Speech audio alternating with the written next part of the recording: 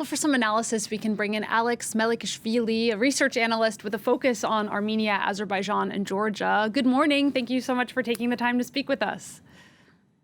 Good morning. Thank you very much for having me. First, what's your take on this agreement? Do you think it could really lead to any sort of lasting peace? Well, much of the agreement hinges on whether Pashinyan will be able to sell it domestically. And in this regard, he is likely to experience significant sort of opposition because we have to remember that he has very limited time. Next year, Armenia is scheduled to have parliamentary elections in June, so the time is limited. And with regard to trip, much will depend on essentially work of the working groups and working groups, trip-related working groups. This work is supposed to commence next week in earnest, but still there is very little time. Parliamentary elections are hanging over Pashinyan, and the ball, by and large, is in Armenia's court because this 43-kilometer section connecting Azerbaijan via Armenia's southern Siunik province to the exclave of Nakhchivan goes via the Armenia. So as a result, much depends on the modalities. Now, we hear that there is a 100-year lease agreement that is supposed to be given to a consortium, including the American companies that we are not even, we haven't heard the relevant details. In due course, we'll probably hear more. The Trump administration officials dropped some hints. They said that 9 companies were interested potentially in participating in this. Out of them, 3 are American. So much will remain to be seen in terms of the actual modalities of how this trip, it doesn't matter what you call it. You can call it trip, you can call it Zangezur corridor, which is sensitive for Armenia.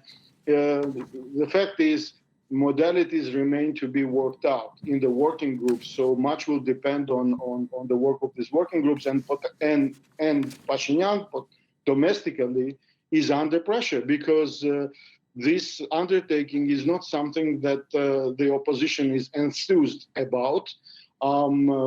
Whether you are talking about the pro-Russian fifth column in Armenia or if you're talking about nationalists, neither of them are happy about it. And I'm certain that in Armenian diaspora also, there is no enthusiasm about it.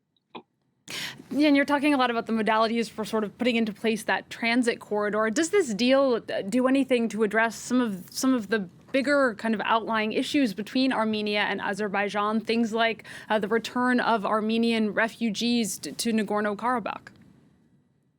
No, it doesn't address this directly.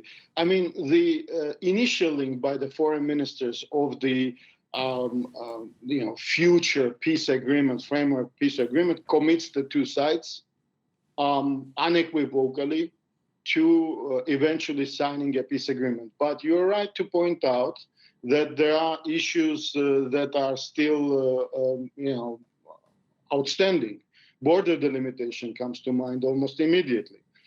There are significant disagreements still over border delimitation. Armenian side, for example, claims that Azerbaijan at present, according to Armenian side, unlawfully occupies at least 200 square kilometers of Armenian territory.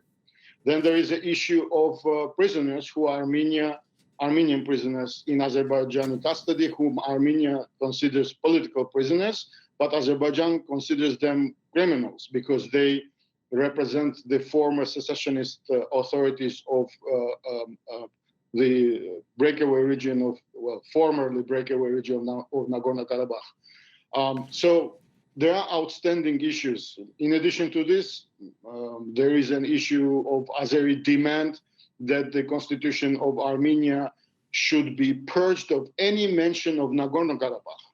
And that's going to be a really tough sell as well.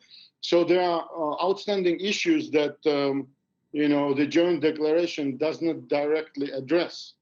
And again, politically speaking, domestically, Pashinyan is in a very tough spot because, there have been protests against Pashinyan's desire to normalize relations with Azerbaijan, with Turkey, and there is a parliamentary election hanging over him.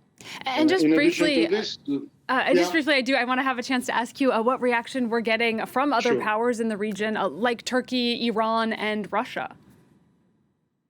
Well, I mean, Russia is clearly outmaneuvered, so they won't be happy about it. But it's very likely that Russia will do everything in its power to oust Pashinyan next year.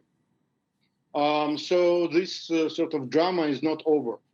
Iran is obviously not happy about all of this, but Iran has been weakened significantly by the U.S. and Israeli airstrikes. So it's not in the position to actively oppose this initiative. And again, this initiative is, as of now, is aspirational because much, again, I have to emphasize, much depends on how it will be implemented, and we'll see the relevant details coming out in the months to come with regard to the participation of the U.S. companies, other companies, what will be the modalities. For example, one of the issues is safety and security of traffic via this corridor, and it's not quite clear how that's going to be managed. All right, Alex Melikishvili, thank you again so much for your analysis. I'm afraid we're going to have to leave it there. Thank you for having me. That's Alex Melikishvili, a research analyst with a focus on Armenia, Azerbaijan, and Georgia. Thank you so much.